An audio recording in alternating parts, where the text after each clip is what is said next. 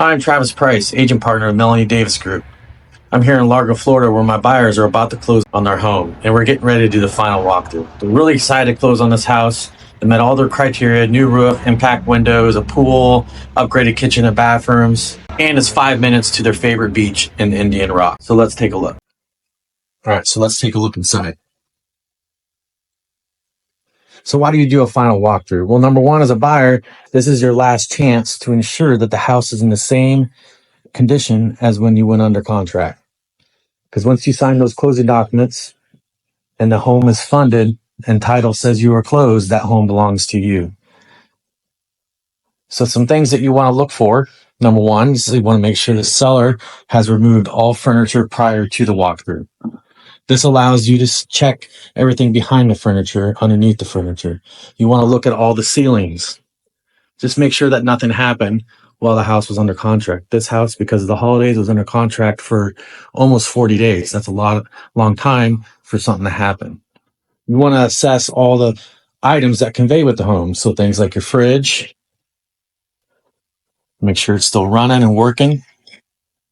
Your oven, your microwave, dishwasher, and you want to run all the water in the showers and the kitchen faucets, bathroom faucets, and just check to make sure there aren't any obvious leaks. And you want to open all windows. Just make sure they open and close just as they did when you went under contract. Make sure they lock.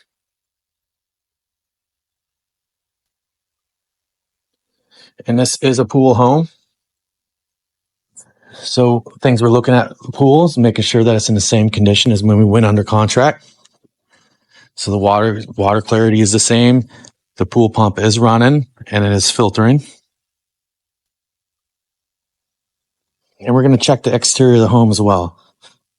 As we walk the exterior of the home, again, we're making sure that there's no junk left behind, no personal property left behind. This house had a big playground set right here, so I wanted to make sure that the seller removed that so my buyers don't have to worry about it. And just checking all the windows, make sure none of the windows are broken.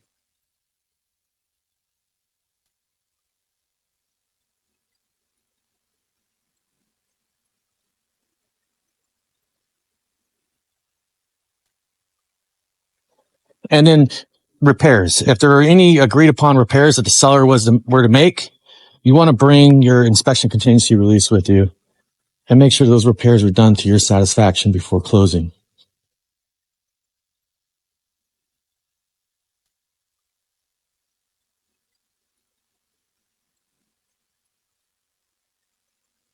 Okay, so you can see in the garage,